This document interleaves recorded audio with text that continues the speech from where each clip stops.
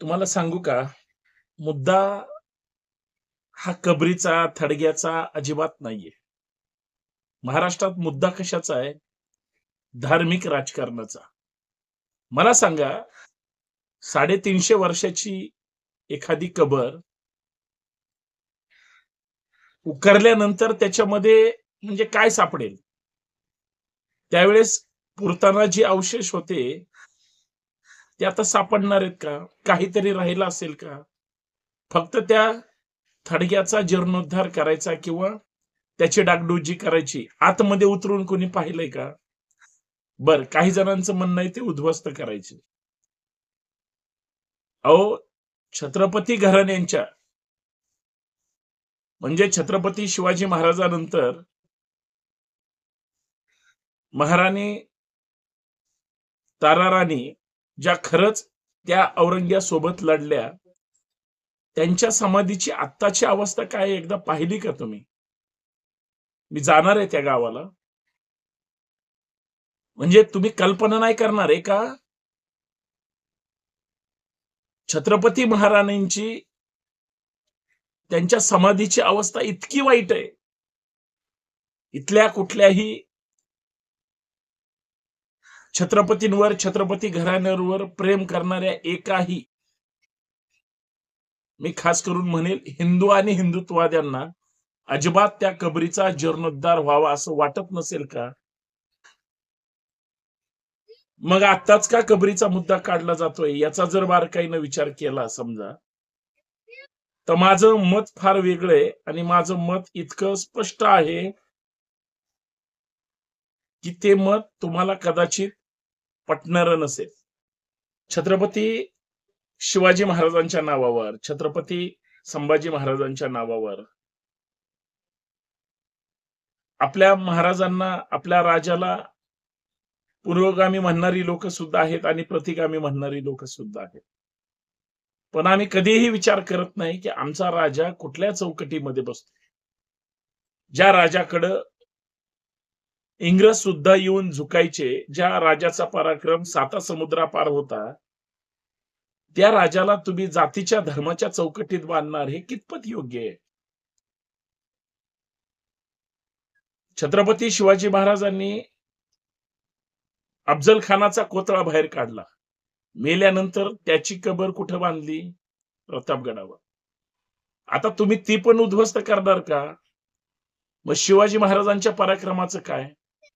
मी ज्या ताराराणींचं नाव सांगितलं,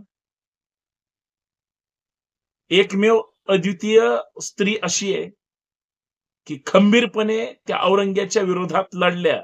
किती वर्ष? एकदा आकडेवारी काढा. तुमचं म्हणजे डोकं चालणार नाही.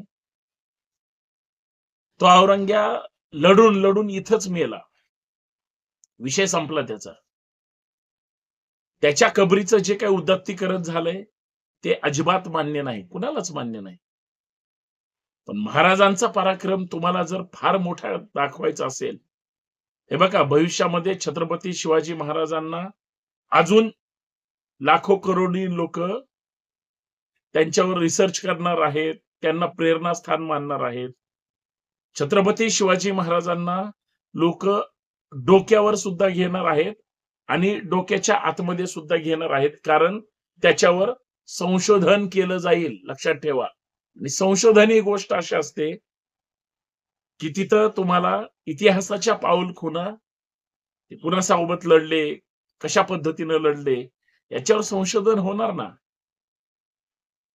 काही जणांचं मत आहे, की ती औरंग्याची कबर उद्ध्वस्त करायची. मी एक भारतीय नागरिक म्हणून, एक शिवप्रेमी म्हणून सहज ढोबळ मनाने विचार केला, काय आहे त्या थडग्यामध्ये? हाडाची सुद्धा काढ झाली असतील, काही राहिलं नसेल. पण तरुण पोरांना उचकवायचं आहे. तरुण पोरांना भडकवायचं आहे. तरुण पोरांची करिअर उद्ध्वस्त करण्याचा राष्ट्रीय कार्यक्रम आता सध्या सुरू आहे. सहभागी होणार आहेत का त्याच्यामध्ये? दंगल मुक्त महाराष्ट्र पाहिजे असं माझ्यासारख्या शिवप्रेमी कार्यकर्त्याला वाटतं, की अजिबात दंगल नसू नये. सामाजिक द्वेष, समाजामध्ये निर्माण होणारी चीड किंवा निर्माण होणारा द्वेष हा सामाजिक नुकसान करणारा असतो. कुणाचं भलं होणार आहे धार्मिक द्वेष पसरवला तर? कबर उद्ध्वस्त केल्यानंतर किती लोकांना आनंद वाटेल? पण तुम्ही धार्मिक द्वेष पसरवण्यासाठी जे काही भडकाऊ भाषणं करताय, त्याच्यामध्ये लोक विनाकारण पेटताय. माझं स्पष्ट आणि ठाम मत आहे. कुठल्याही मुसलमानाला गल्लीबोळातल्या विचारा, गल्लीपासून दिल्लीपर्यंत विचारावं, की औरंग्या तुमचा देव आहे का? औरंगजेबांना तुम्ही मानता का? कुणीच म्हणणार नाही हो. फक्त त्यांचा धर्म एक येऊ शकतो अर्थ. आता मला सांगा, कुठल्याही मुसलमानाला विचारा, की तुमचं किती आहे औरंगजेबावर प्रेम? कुठल्या मुलाचं सुद्धा औरंगजेब नाव नाही. अख्ख्या मुसलमानांमध्ये कुणाचंही औरंगजेब नाव नसेल. आता तो पैशावाला असेल, तो त्यावेळेस फार बलाढ्य असेल, हे इतिहास जमा झाला ना. मग आता जर तुम्ही काही पदावर, घटनात्मक पदावर बसणारी मंत्री, खरं तर त्यांनी राजधर्म पाळला पाहिजे. ते पाळतील न पाळतील माहित नाही. शेवटी कायद्याचं राज्य आहे. उद्या त्यांचं सुद्धा अति टोकाची भाषा वापरली तर पद जाऊ शकतं. कायदा इतका ग्रेट आहे आणि इतका श्रेष्ठ सुद्धा आहे. वाचाळवीर काय करतात? अत्यंत टोकाचं भाषण करतात, अत्यंत टोकाची भूमिका मांडतात. होतं काय त्याच्यामध्ये? झोपलेला सुद्धा जागा होतो, विनाकारण भडकाऊ भाषणं होतात. आणि भडकाऊ भाषणं केल्यामुळं तरुण पोरं पेटतात. निमित्त आहे छावा चित्रपटाचं. औरंगजेब क्रूर होता, हे चित्रपटातून मांडलंय. छावा चित्रपट अत्यंत चांगला आहे, दर्जेदार आहे. संभाजी महाराजांना महापराक्रमी दाखवण्याचा चांगला न्याय त्यांनी त्या ठिकाणी देण्याचा प्रयत्न केलाय. पण त्याच्यात मुस्लिम द्वेष असण्याचं कारण काय मला अजूनही कळालेलं नाही. मग शिवाजी महाराजांसोबत लढलेल्या सैन्य जे हिंदू होते तसे मुस्लिम सुद्धा होते. मला तर वाटतं काही अंशी की महाराष्ट्रात किंवा देशामध्ये जे मुस्लिम आहेत ते इथलेच आहेत. शिवाजी महाराजांसोबत जे मुस्लिम लढले त्यांचा डीएनए इथल्याच लोकांचा सोबतचा आहे. मग एवढं सगळं असताना त्या औरंग्याबद्दल प्रेम कशाला दाखवते? काय त्या थाडग्यामध्ये गरज काय कुणाला त्याचं समर्थन करायची? आणि त्याचं रक्षण कोण करतंय? केंद्र सरकार करतंय, राज्य सरकार करतंय. तिथे इतरांना जाण्याला सुद्धा मनाई आहे. म्हणजे तुम्हाला काय करायचं असेल तर तुम्ही जाऊन म्हणजे तिथं बघायला जाऊ शकता. तिथं सुद्धा आता वातावरण गरम असल्यामुळे प्रकरण गरम आहे. पण सगळ्यात महत्वाची गोष्ट, ज्यांना कुणाला तरुणाई पेटवायची, धार्मिक भावना भडकवायच्या आहेत, वातावरण पेटतं ठेवायचे, त्यांच्यासाठी सध्या मार्केट आहे. हिंदुत्ववादी नागपूरची दंगल झाली, आता का गप्प बसले? RSS, बजरंग दल, विश्व हिंदू परिषद यांनी ठरवून ह्या दंगल सदृश्य परिस्थितीचं जे काही घाणेरडं वातावरण केलंय त्या सगळ्या लोकांनी केलंय. अहो, पुण्यामध्ये तर त्या बजरंग दलाच्या लोकांना औरंगजेब कोणता आणि इतर माणूस कोणता हे माहित नाही, जाळला त्यांनी. चुकीचा माणसाचा फोटो जाळला. केला का पोलिसांनी गुन्हा दाखल?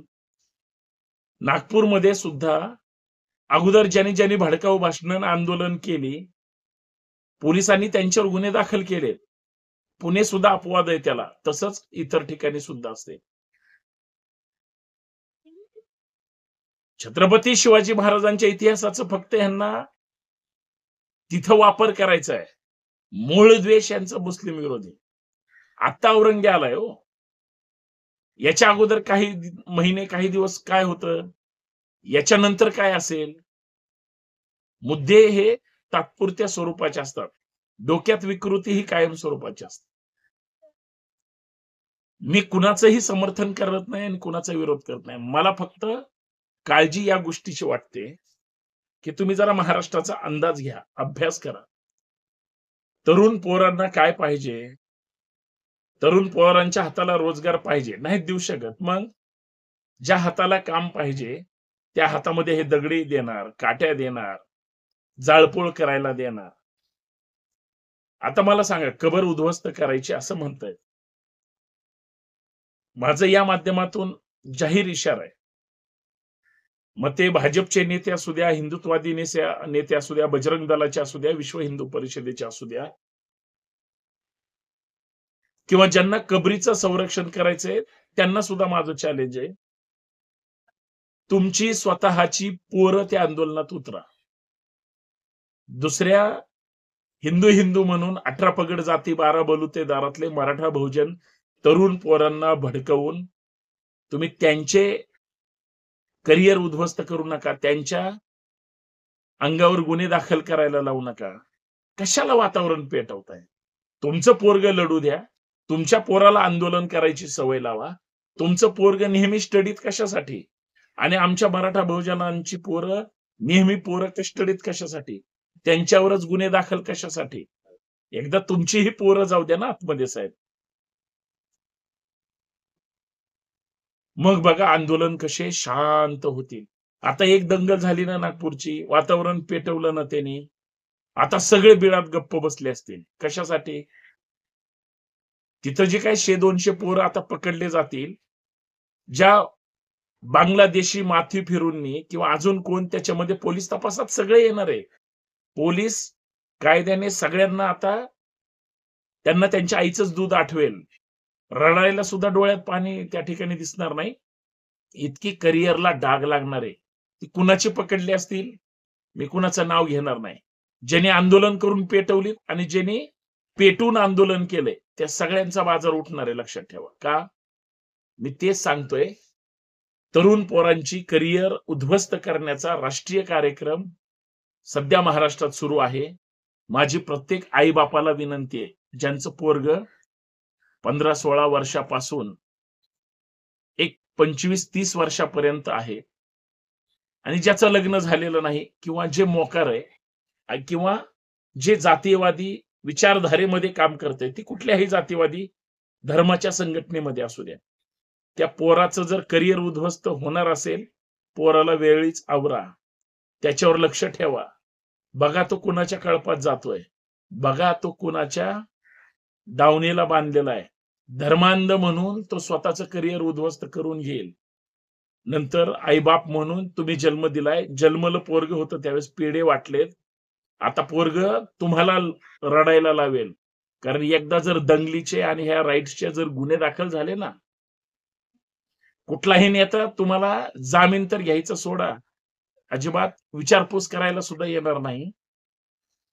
हा सध्या स्वतःचं करिअर उद्ध्वस्त करण्याचा राष्ट्रीय कार्यक्रम सुरू आहे. पोरांना वाचवा, त्यांची काळजी घ्या. बस एवढंच मला म्हणायचंय. छत्रपती शिवाजी महाराजांसमोर बसलोय, त्यांच्या विचारांचा पाईक आहे म्हणून सांगतो. शिवाजी महाराज असतील किंवा कुठलेही महापुरुष असतील, चांगलं करायला शिकवलंय. त्यांचे संस्कार, शिवसंस्कार हे चांगले आहेत. महाराजांनी कुणालाही चुकीच्या मार्गाने जाऊन कुणाचाही द्वेष करा नाही सांगितलं. पण आज आमचे राज्यकर्ते सांगतायत त्या पद्धतीनं. हे सगळ्यात दुर्दैव आहे. एवढंच मला सांगायचंय. काळजी घ्या. धन्यवाद. जय जिजाऊ, जय शिवराय.